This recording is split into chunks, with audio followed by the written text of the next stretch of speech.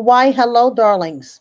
Welcome to Kiki and Kibbitz. It's me, Mary, and I'm here today on Saturday, July 26th, bringing you 90 Day Fiancé UK, Season 4, Episode 4. Our family won't accept you. Up until this episode, I was thoroughly enjoying this. Okay, 90 Day UK kind of reminds me of 90 Day in the early years when it was actually real and authentic, and we have real couples and not, you know, freak shows looking for fame, attention, money, whatever the case may be.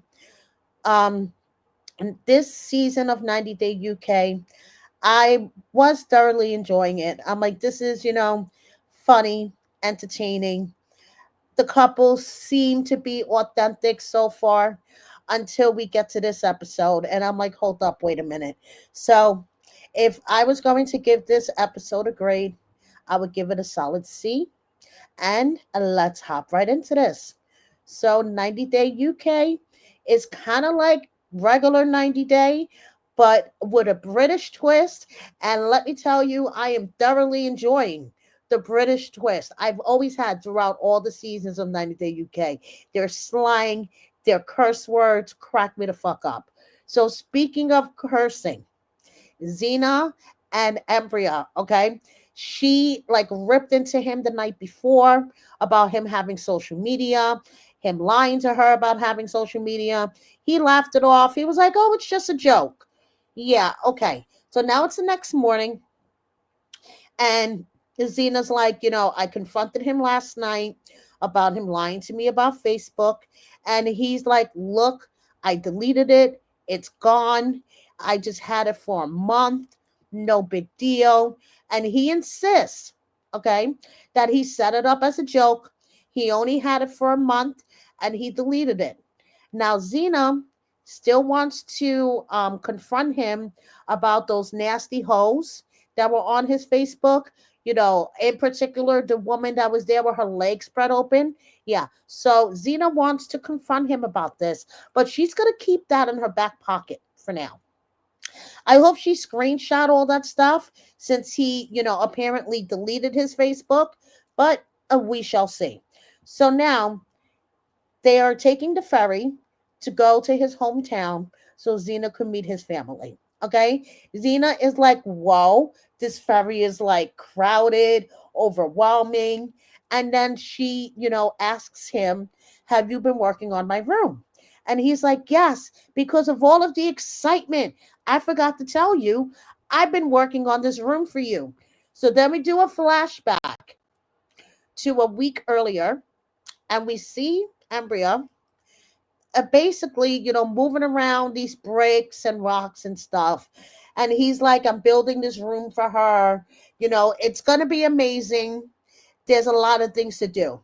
It's really not ready. But, I'm trying my best for when Zena comes to have this all set up. So they finally arrive at the village. Zena's like, your family doesn't speak much English. No. So they arrive. His family is overjoyed to see her. They practically throw her a parade. They're like, Zena, Zena. They were so happy. Hey, she's been handing over the money to Ambria. I don't care what she says, okay? And she's coming with 2 suitcases full of gifts. Of course, they're going to throw her a parade, okay? Zena, Zena, Zena, Zena. They're so happy. So now he takes her to see her room that he's been working so hard on to build for her.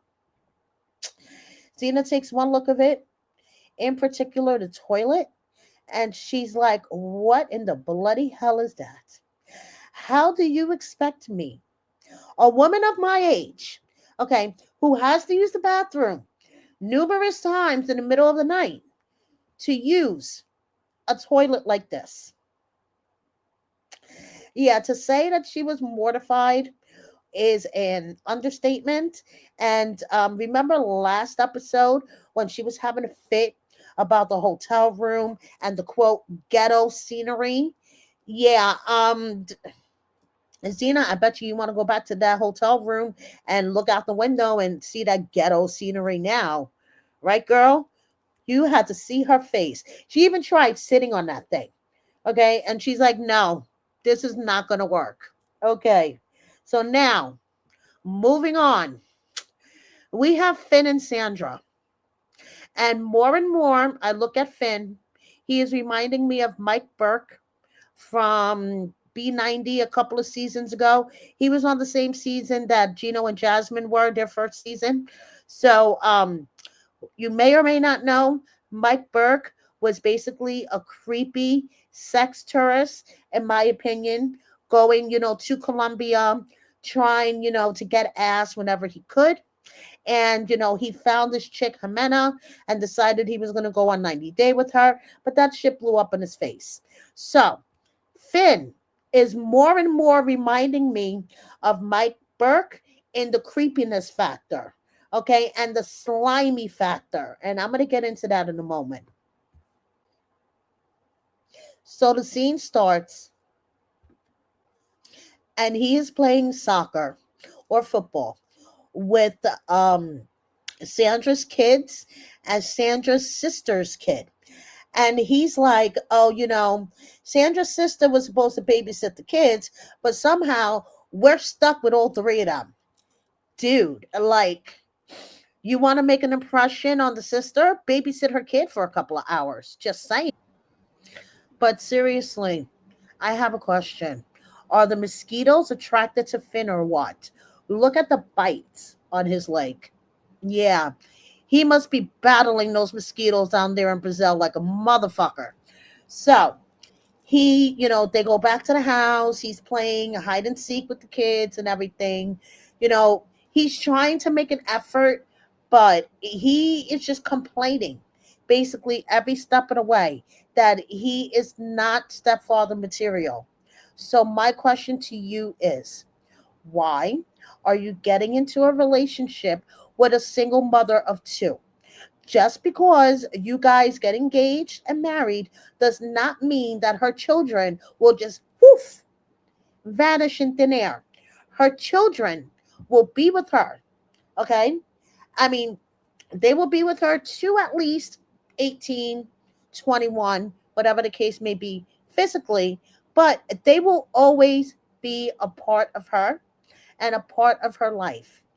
You cannot just make them magically disappear. You just can't wave some type of magic wand and say, children, vanish, poof, and they're gone.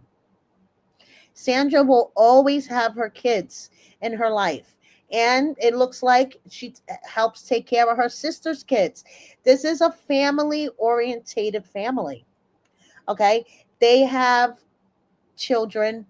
They, are you're gonna see in a minute. Okay, they're a really big family, and you're gonna see how Finn responds to this. So they're going to meet her family. Okay, and he is like, whoa, there are so many people in here. It is so loud. I get it, being overwhelmed at first. Okay, but you already knew that Sandra has lots of siblings, and the siblings have kids, and it was going to be loud.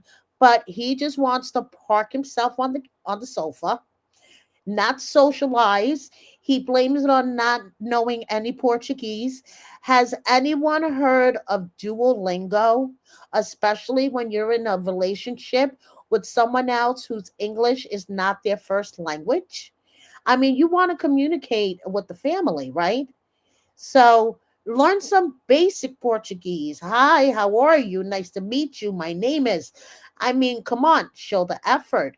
But no, the dude just wants to park himself on a couch, blame it on not knowing any Portuguese, doesn't want to really socialize.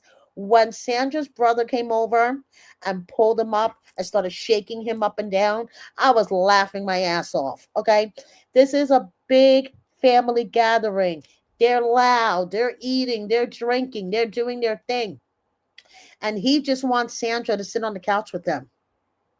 He doesn't want to socialize. He just wants to sit there on the couch. And Sandra's like, no, I'm here to see my family. I'm here to socialize. I'm here to have a good time. And I would expect you to do the same. But no, He just wants to sit on the couch and pout. So now, Sandra's sister wants to talk to him. And basically, she's like, you know that my sister's kids aren't going anywhere. And from what I understand, you don't want to be a stepfather. And if you don't want to be a stepfather, then why are you in this relationship with my sister? These are the faces he made. Okay. He made a whole bunch of faces. But you know something? Her sister is absolutely right. And I keep saying this too. Finn, why are you dragging this woman, dragging her hopes and dreams, basically? Okay. You guys are in a relationship. She's hoping that she's gonna get a ring. You guys are gonna get married, happily ever after. You step into the stepdaddy role and you don't want children. You don't want to be a stepfather. So why are you in a relationship with her? Asking for myself, asking for Sandra's sister, okay, because she wants to know too. So, darlings, don't worry, darlings. Shannon and Mate were on this episode, darlings, okay? And it's the morning after, when his friends came over and Shannon and Mete had already a big blowout over her friend Jay, darling, and the things that Jay said about him, darling. So Shannon doesn't want to fight. She wants Mete to see that Jay is just out for her best interest. Jay is her best bud. There is nothing going on between them. So, darling, let's call him. So they call him. Jay picks up. He's like, hi. So basically, Mete tells him that, you upset me. You got me very angry when you told my Shannon darling that you think I only want the visa. I don't just want the visa. I love Shannon darling very much. So it got me very angry to hear you say these things about me. So basically, he and Jay had an adult conversation. And honestly, I was pleasantly surprised. I thought Mete was going to be a little bit of an asshole, but he expressed his feelings calmly and clearly, and Jay accepted it and apologized. And before you know it, everybody was smiling, darling. So it turned out great. Mete's happy, Shannon's happy, Jay's happy. So that was good, darling. So now everyone's happy. Bye, Jay. Shannon is smiling from ear to ear. Now Mete's like, good. We got all this out of the way. Now we can move on to the next thing. I want to ask my darling to marry me. Now, Shannon is going to be one of those chicks that ruin her own proposal. Okay. So, darling, they are going on a road trip and they are going in what we call an RV, what they call a caravan. Okay. So he pulls up in the caravan and he's like, I'm so excited, darling. Let's go. And she like looks in, looks around, and she's like, this is not really my speed, but okay, I guess. Now, they pinky promise to have a great trip, no arguing, no fighting, just enjoying each other's company. And that lasted for about, I don't know, 20 minutes or so, darling, before they're arguing over the map. Um, First of all, the last person I see to use a paper map was my father-in-law about 20 years ago. Okay, darlings, you don't have your cell phone on you. You don't have maps, GPS, Waze, I don't know, something, darlings? Just saying. So Shannon is trying to figure out where the hell they're going on the map. So they pull up to the spot and he's like, it's a nice view. There's no one here, and this is perfect for me to propose to my Shannon darling if she would only just calm down and be with nature. Shannon is not liking this, okay? So um Mate cooks some burgers on the grill outside in the rain. Shannon puts some shopping bags over her shoes so they don't get wet. They sit, they do cheers with their burgers, they eat their burgers, darling. They have a cute little dinner. Then I didn't quite understand this part. Okay. And this is where the British slang, and maybe if any one of my British followers could help me with this. So they're sitting there parked in like this RV park, spot, right? Where like other RVs and trailers park, but no one's there but them. Then suddenly, this car starts coming up the road towards them and started flashing its headlights, its lights at them. So Mete gets into the caravan and starts flashing his headlights at the caravan. And Shannon says, "We're just doing dogging." I don't quite understand what that means. I don't quite understand what happened during that part. That part was producer driven because there is no way a random car is just going to pull up, flash their lights, and pull away. So I don't quite understand what the hell happened there. But okay, darling. So now they're going to go to bed. And no, I don't think he's going to get any hanky panky in that bed, darling, because Shannon is not feeling this. And Shannon is really going to ruin her own fucking proposal. Just saying. So now on episode 4, we get to meet Andy. Now, between Finn, who decided that he was going to get into a relationship with a single mother of 2 children, and this guy, Andy, I'm like, okay, hold up, wait a second. Are these people just trying to get on TV? Now, I know it's just the first episode with him. Okay. His girl is Staria, and she's from the Philippines. So Arya and Andy. Okay, first of all, before I get into Arya and Andy's relationship, Andy has a genetic condition. No, I'm sorry. He has brittle bone disease, which has caused over 200 fractures in his life, and he is currently wheelchair bound. But he lives life on a whim. He takes risks. He likes to travel. He does all these things, which, hey, more power to you. So he met Aria on a dating app. Okay. Aria lives in the Philippines. And I just want to say that the conversation that he had with Aria, and I know that this was editing, but even like the beginning, you could just tell with the body language and the tone and whatever.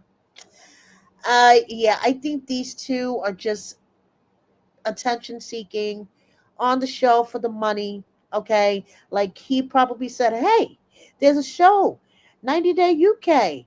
Let me go see you and blah, blah, blah. Okay. So he's on the phone with Arya. It is the most like awkward conversation. Then she's like, I gotta go. I gotta go take care of my mom. Talk to you later. So now Andy goes off to the pub and he meets his friend who also has brittle bone disease. Now he tells his friend that he's going to go see Aria in the Philippines and travel 30 hours. She is like, whoa, wait a minute. First of all, 30 hours, don't you think that's kind of pushing it? Second of all, is the Philippines like accessible? Are you going to be able to get around? And he's like, I guess I'll figure it out when I get there. Dude, really, dude? I mean, I am all for YOLO. Okay. I am all for taking risks to a certain extent.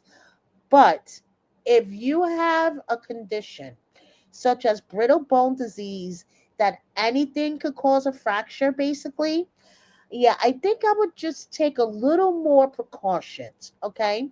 So he is taking off. He is going, he gets to the airport, he gets on the plane. And then when he gets to the Philippines, guess what? Okay, he's like, wish me luck. Maybe I should have thought this through. Yeah, really, dude? Okay, so he finally gets to the Philippines after an exhausting 30-hour ride. Okay, And guess what? Arya's not at the airport.